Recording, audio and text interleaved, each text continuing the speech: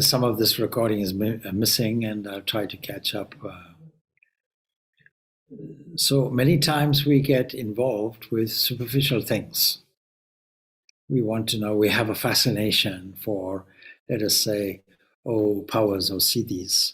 We have sometimes a fascination for the subject, are there ghosts, are there not ghosts?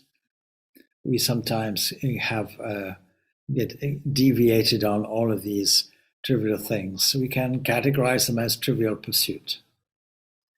And so Niranjan, who became Swami Niranjanananda, he meets Ramakrishna and with a group of spiritualists, and Ramakrishna requests him, please sever your ties with these spiritualists, because here's an alternative.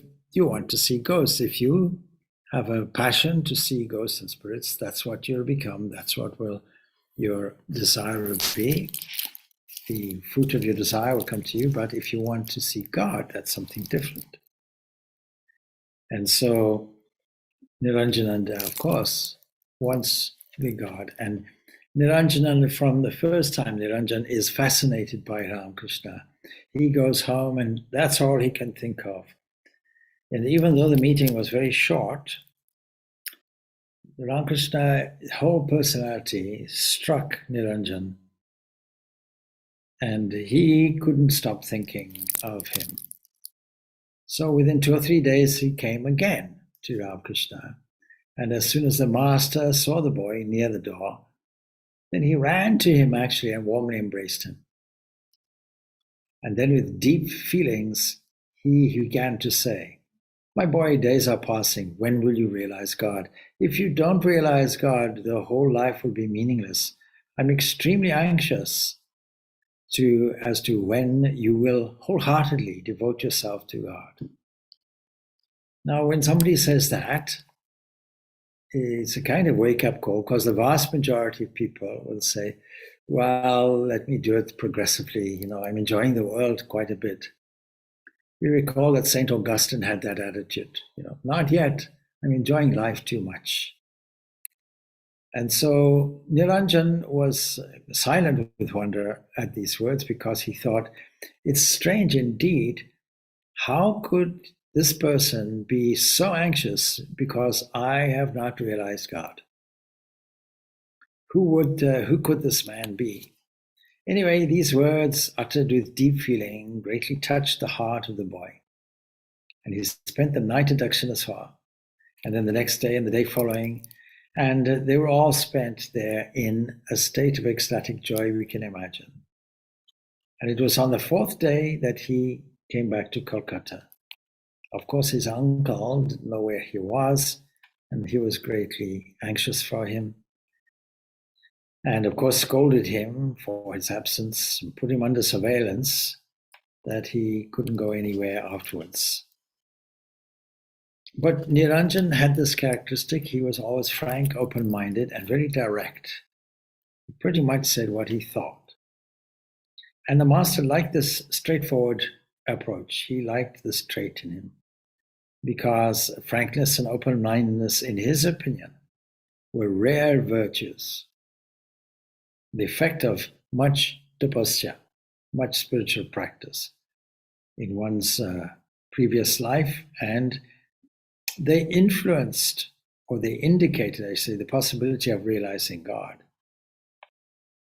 So Niranjan had great abhorrence for a normal household life, and so when his relatives pressed him for marriage, he resisted, because he was very naturally inclined toward a monastic life. He also, though, had a violent temper. And I love these biographies because they show the humanity side, the human side of these great saints. And though he had a very tender heart inside, but when he was provoked, he would just lose all sense of proportion. So because he had this direct nature, of course. And one day he was going to Dakshinaswar in a country boat, and some of the passengers began to speak badly of Sri Ramakrishna, and Niranjan had heard this, And at first he protested, but finding that it was of no avail, he began to rock the boat violently, threatening to drown the passengers for their misconduct. And the robust appearance and the furious mood of Niranjan struck terror into the hearts of these people. And they immediately apologized for the improper behavior. Now, we would think that maybe he was justified in this because there's a contrasting story of Yogi, Yogananda, in his life, who also heard some ill things about his master, and he did nothing. A peaceful attitude. So what is that? But you see, Ramakrishna was a master teacher, and he rebuked both of them. He rebuked Niranjan, saying, what does it matter? We have the saying in English, sticks and stones will break my bones, words will never hurt me. But to this other person, he said, what, you never defended your guru? And so this is the beauty of the masterful teacher that adapts the teaching to suit the disciple.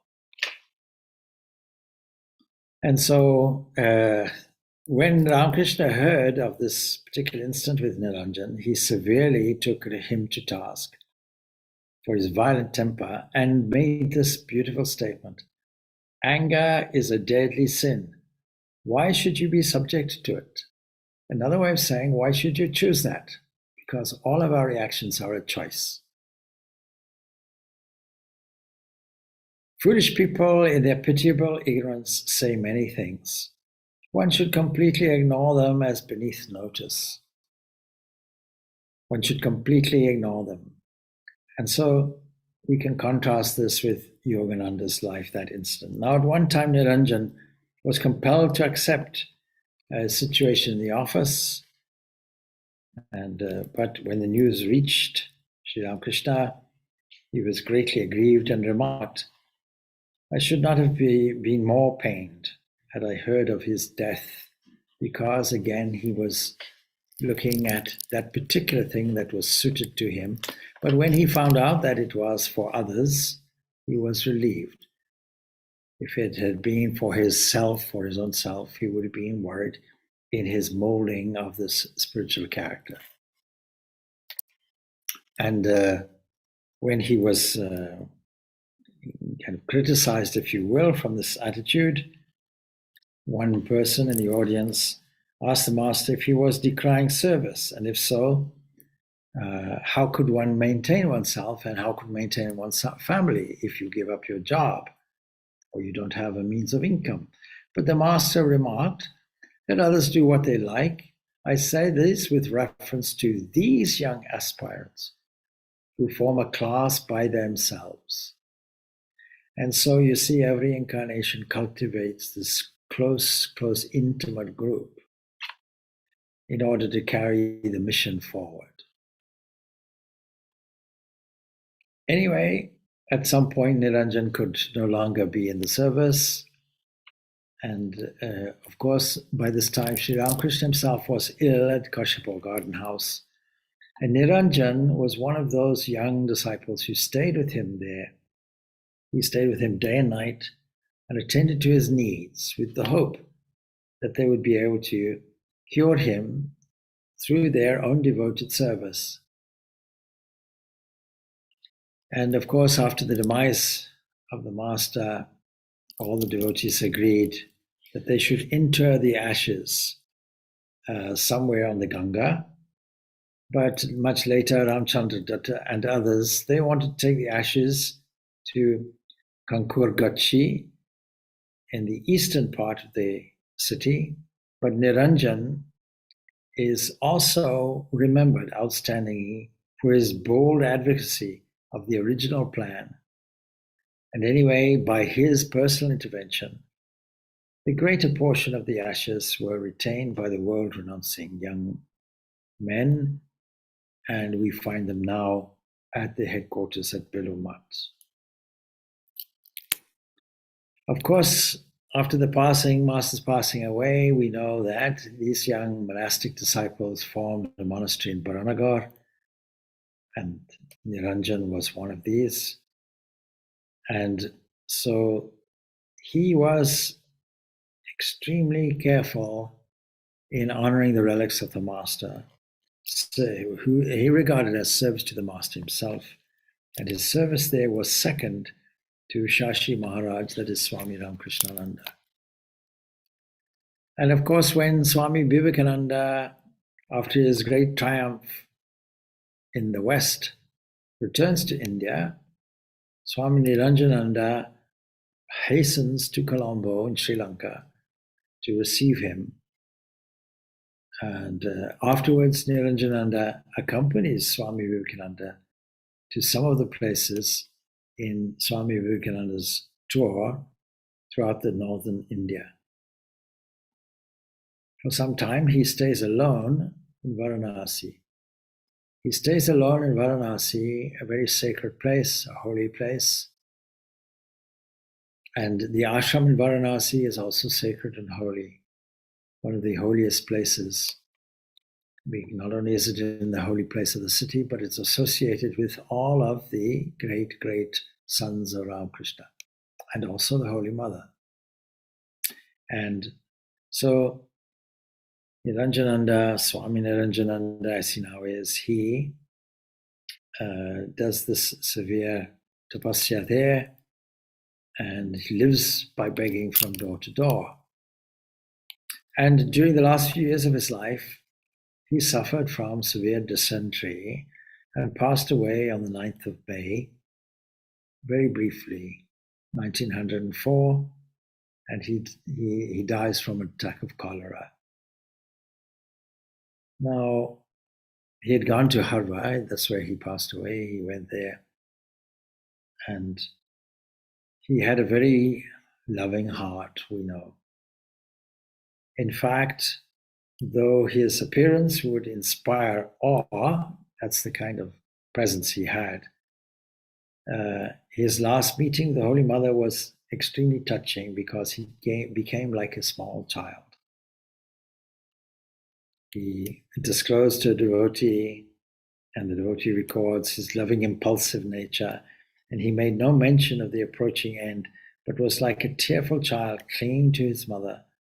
He insisted that the Holy Mother, Sharada Devi, does everything for him, feeds him, and he wants only what she has made ready for his meal. When the time came for him to leave her, reluctantly he throws himself at her feet, weeping tears of tender sadness. And then silently he went away, knowing that he would never see her again. In fact, he was very, very devoted to Holy Mother, and probably Swami Vivekananda used to say, Niranjana has got so much devotion to the Holy Mother that I can give him his 1,001 faults only because of that. You see, in those days, they didn't really recognize the significance of the Holy Mother in the early days. And even Girish Chandra Ghosh, who also said about Niranjan's devotion to the Holy Mother, that in those early days, the divinity of the Holy Mother was not so widely acknowledged. Girish himself confessed that he too was a disbeliever. But soon his eyes were opened by Niranjan. Because of Niranjan's, he saw Niranjan's personal devotion. And Niranja first took him to the Holy Mother, and then to her village home at Jarambati, where Girish stayed with Niranjan under the affectionate care of the Holy Mother for several months, and from there derived immense spiritual benefit, we can imagine. In fact, it was partly through Niranjananda's active preaching that many devotees came to recognize the spiritual greatness of the Holy Mother. There was a strange mixture in Niranjanananda of tenderness and sternness both together. His love for truth was uncompromising and counted no cost. Once there was somebody in Kolkata who pledged to build a Shiva temple in the city of Varanasi. And when Swami Vivekananda heard of this, he said, well, if he does something for relieving the sufferings of the poor, he will acquire the merits of building 1,000 such temples. But when this remark of the great Swami reached the ears of the gentleman came forward with a big offer of pecuniary help to the Ramakrishna Mission Home of Service at Varanasi, but then, which was then in a kind of nucleus state. But afterwards he recanted and reduced his offer, and his enthusiasm cooled down, and he wanted to curtail the sum that he had originally offered.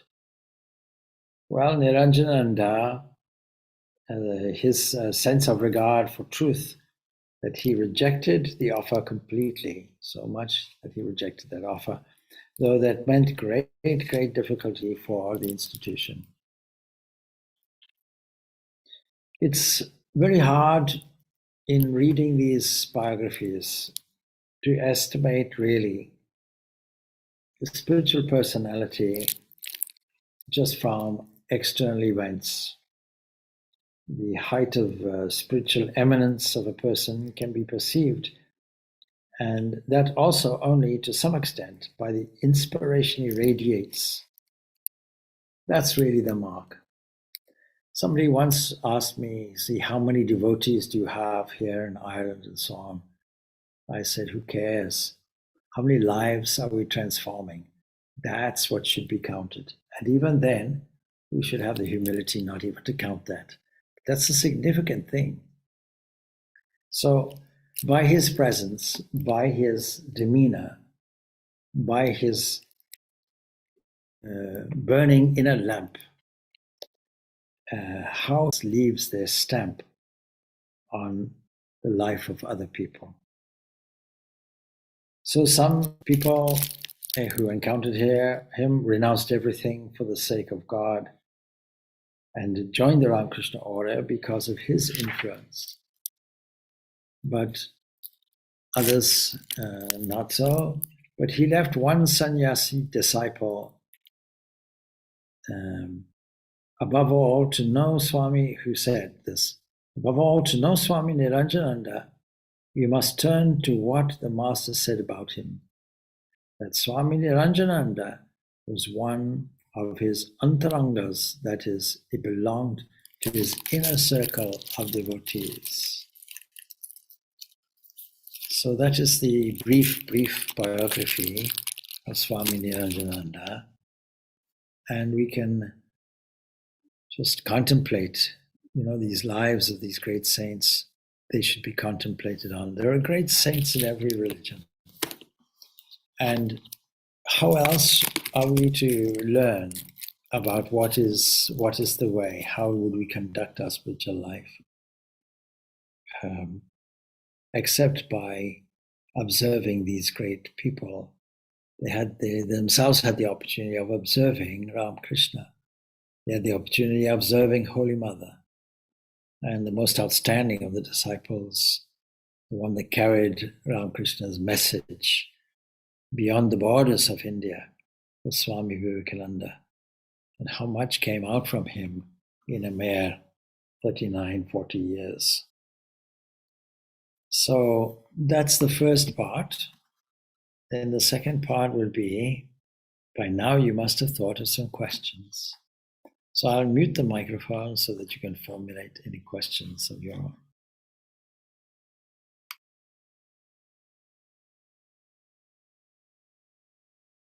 Sometimes the way to study scripture is lectio divina, that is to do as Benedictine monks do, and that is to open the scripture randomly at any given page or passage and read.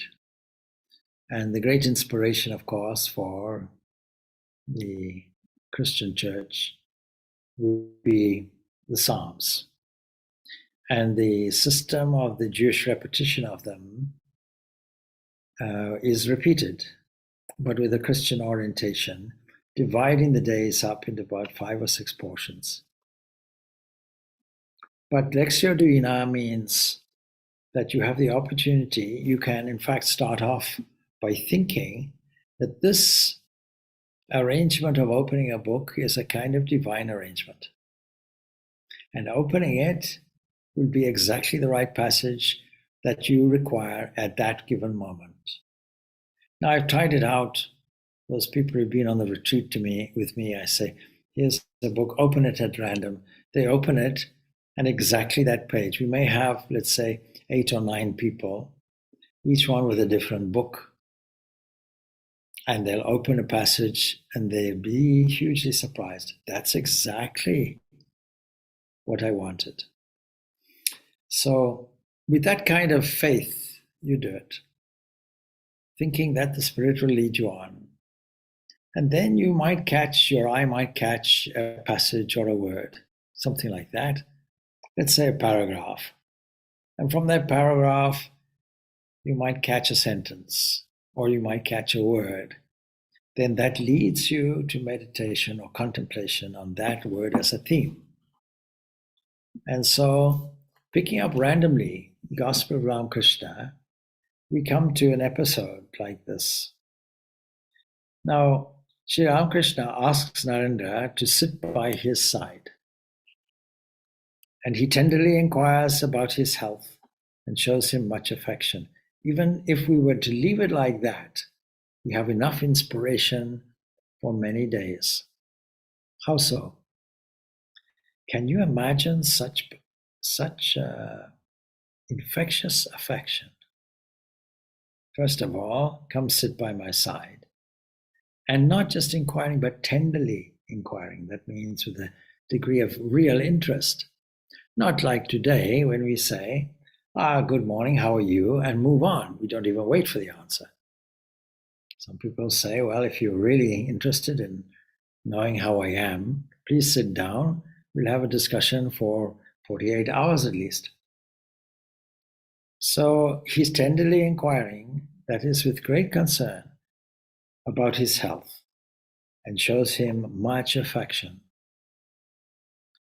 Now, Narendra says to the master something very significant. He says, why, I have meditated on Kali for 3 or 4 days, but nothing has come of it. This is Swami Vivekananda talking, Narendra's pre-monastic name. I have meditated on Kali for 3 or 4 days, but nothing has happened. If you meditate for 3 or 4 days with any expectation, probably nothing will happen. The expectation factor in meditation has to go. But he's struggling because he's coming from the Brahma Samaj that doesn't have this form of Kali or any other form, completely formless.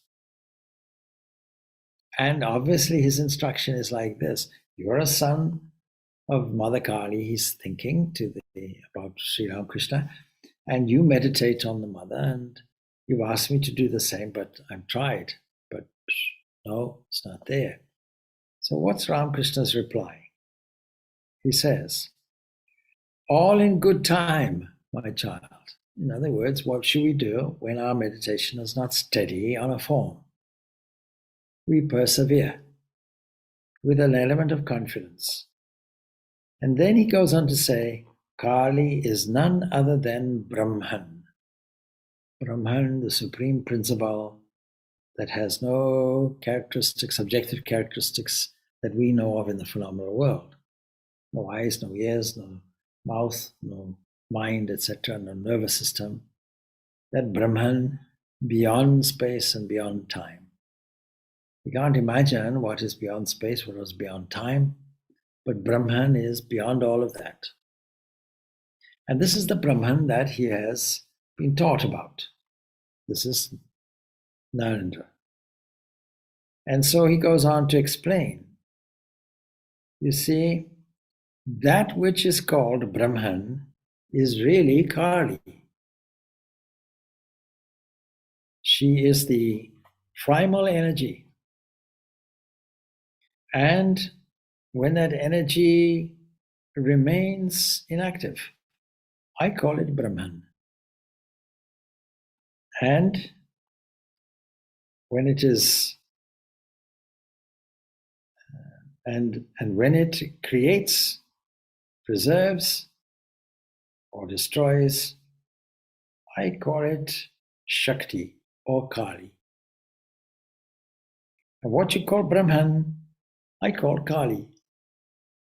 Very, very short and succinct, removing confusion of every kind between what we call a personal God and an impersonal God and a transcendent entity. So it was late at night, and Girish added, and so goes on like that. So that's worth contemplating on. Firstly, when you think of Kali and try to meditate on that, don't just think of the form. You have to go beyond that with the penetrating vision and see the fullness of what you're meditating on. This inexpressible, inexhaustible, deep ocean that we call Brahman. And then we find we are exploring the full nature. And the problem is when we sometimes meditate on a form, we create a limitation which becomes just boring. It becomes just mechanical, let us say. It becomes just, and with it, an element of expectation. Yes, I meditated, nothing happened, worthless. No, you meditated only on one aspect. You meditated on this expression that is Kali, and Kali is the whole universe, and Kali is Shakti, energy, divine energy, and that is primal energy. And from this aspect, then it is Brahman's expression, it is Brahman's energy. Now it doesn't take much to understand that all the energy in the whole universe is Shakti. And so there's no division. There's a creator and the created, and we don't find any difference. And how do we make sure that we find evidence for that supreme? We find it in a mixed up form in what we call this world. So that can lead you on a wonderful meditation trail. And all I have done is opened up the book, and this passage jumped out at me. It's the first thing I saw. And I thought, if nobody asks any question, some people are sure to bring up some kind of query about meditation. And so that would be a useful passage to have in reserve. So I'll mute my microphone again, and we'll see if there are from this any other questions. Swamiji, let me ask the question that you asked yourself a little earlier. So from these external events that we read, how do we assess the internal spiritual side of these people? Like, I mean, you can observe or at least by reading these books, you can observe how they behaved externally. But how do you assess the internal part? Good, thank you. I don't know if we want to assess the internal side of it, because, and Jesus put this expression, you cannot hide your lamp under a bushel or a bed. So it is self-evident. How did Niranjanananda or Niranjan recognize, or any of the others recognize the glory of Ramakrishna? Well, there must have been some kind of magnetism within him that drew them toward him. Now, we even have a passage in the Gospels where Jesus is visiting Peter's mother-in-law, and somebody touches the tassel of his cloak, and immediately he says, "Who touched me?" And you can imagine the crowd is pressing and so on. They want to get into the house, and Peter's saying, "Why do you ask this question? We should just get in the house." And Jesus says, "No, I felt something being withdrawn from me.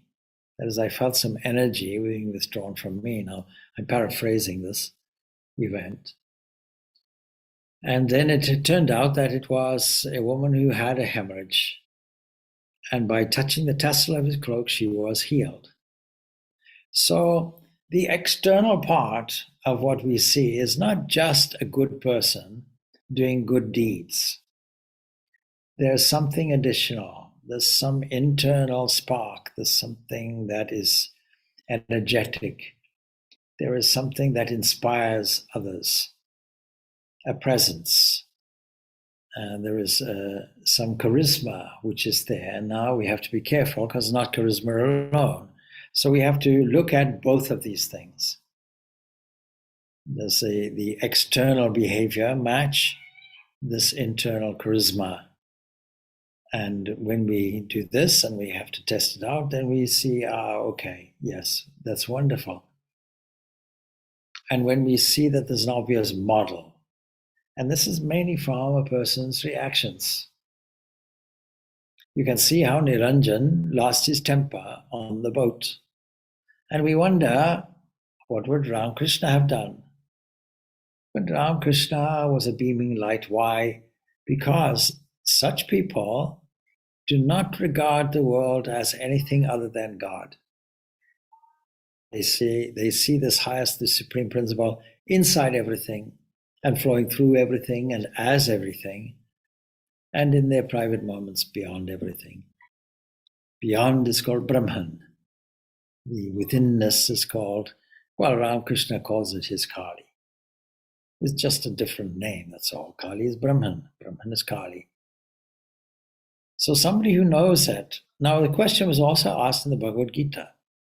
Somebody who has this steady wisdom, sthita prajna, this liberation, exhibited as somebody of steady wisdom. How do they behave? How do they walk? How do they sit? What do they eat, etc.?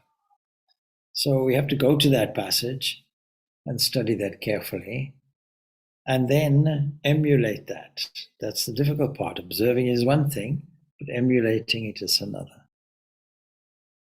Now I'll always remember a disciple of Swami Shivananda, that's Mahapurush Maharaj, direct disciple of Ramakrishna, saying, I always remember how Mahapurush used to walk extremely carefully downstairs. That's why I also do it.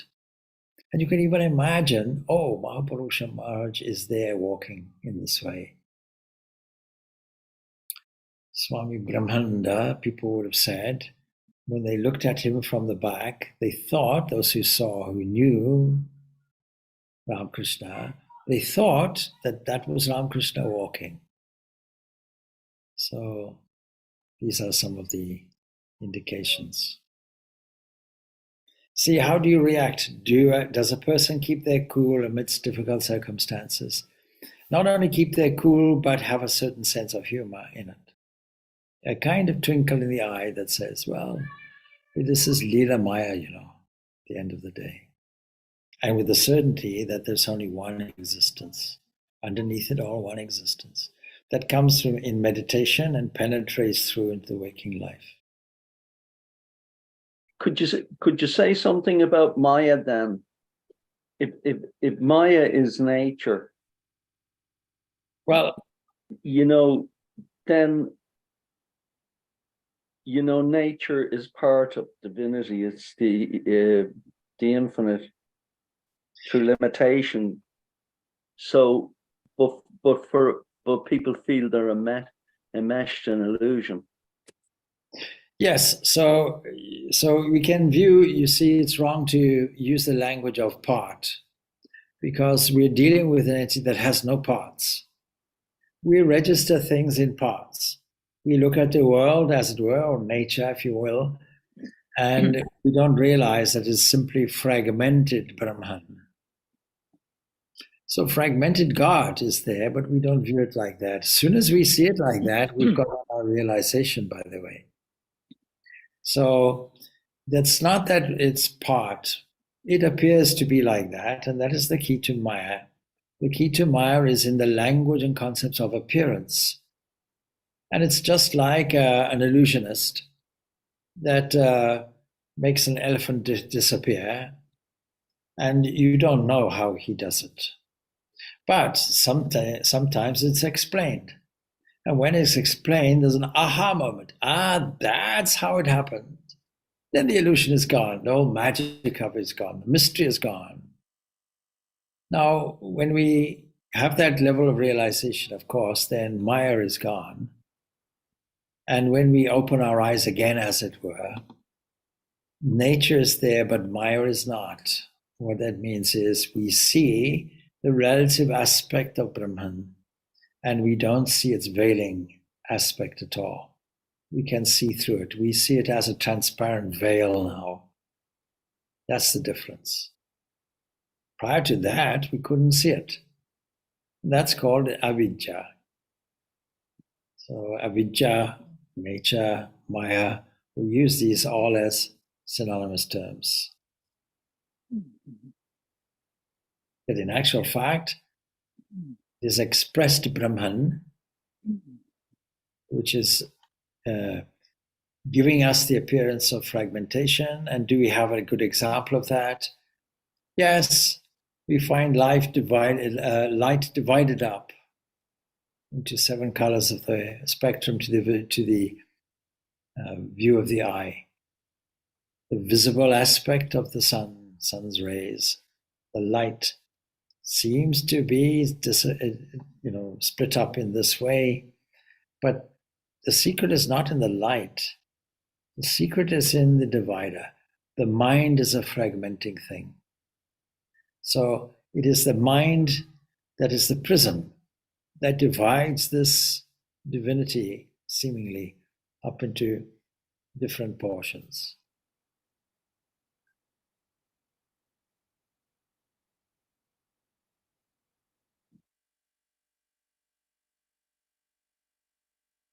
Good. Next thing is to realize it, of course.